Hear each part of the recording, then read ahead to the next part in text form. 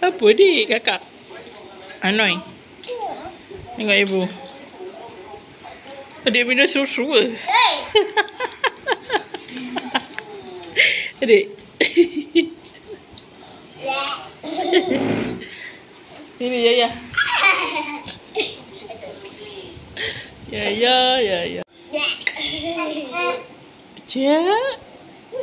Ha. Apa kakak? Tak nak? Amboi. Cak.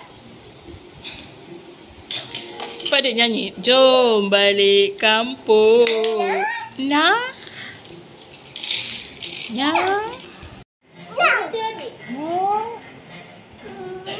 Mana ya? Ya, ambil adik. Macam tu nyau. Macam ni lah. Ya. Oh, macam tu panggil nyau.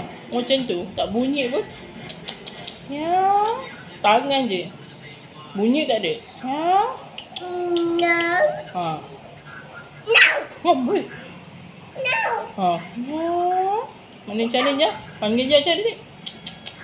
Ya. Alhamdulillah korang duit raya anak-anak 3 orang. Rezeki tahun ni alhamdulillah, syukur. Nak masuk dalam bank. Kita nak buat sup daging. Daging sup sama je lah kan. Kita ada daging dah direbus, dah dipotong. Kita ada ubi kentang dengan lobak merah. Kita ada serai. Kita ada apa ni? Apa nama dia? Sup bunjut. Kita ada bawang putih, bawang merah, halia. Yang ni dia nak tumbuk lah. Serai semua ni dia nak tumbuk. Lepas tu yang ni nak buat cili dia. Cili dia pun dia nak tumbuk lah. Sebab bakar blender sikit sangat. Cili api, bawang putih. Lepas tu letak kicap, garam. Jom kita masak. Jangan lupa tumbuk dulu. Okey korang. Dah garing. Kita masukkan 4 sekawan. Kita masukkan perencah sup dengan kurma. Barulah kita punya sup tu sedap. Kan tadi bawang dah garing, kita masak dulu. Jadi kita baru masukkan air rebusan daging tadi. Jangan buang korang air rebusan daging tu. Daging tu korang basuh bersih-bersih dulu. Dah basuh bersih-bersih. Barulah korang pakai air rebusan tu. Rebusan daging tu jangan buang, okey? Sekejap Lina ambil. Bismillahirrahmanirrahim. Kita masukkan air rebusan daging. Allahumma salli ala sayyidina Muhammad wa ala ali Muhammad. Barulah kita punya sup tu rasa daging dia. Kita kuatkan api. Korang lepas tu kita masukkan daging. Bismillahirrahmanirrahim. Allahumma salli ala sayyidina Muhammad. Lepas tu kita masukkan ubi kentang, lobak merah. Tunggu je dia masak. Okey korang, kita dah masukkan garam. Kita letak asam jawa sikit. Tu dia daging dia. Kita letak ubi kentang, daging. Kita letak apa tadi? Lobak merah.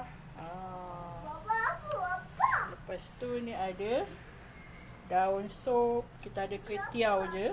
Nanti boleh makan dengan nasi. Ni sambal kicap dia dah siap. Yang kering tumbuk tadi. Tunggu jadi kita makan. Jadi dah korang, kwetiau sup daging kita. Ya Allah sedapnya korang. Jom kita makan. Bismillah. Sedap ya? Kakak sedap? Makan apa? Nasi dengan sup daging. Sedap? Siapa masak? Ya, siapa masak? Cakap apa? Cakap apa ibu? Dalam kamera diam pula. Kau tidak, ibu. Ibu, mana babah? Ibu, mana adik? Ibu, ini tu. Amboi ingat cantik kan? Tahu malu Tahu malu. Tidak mulut macam buntut ayam. Ni, Maira.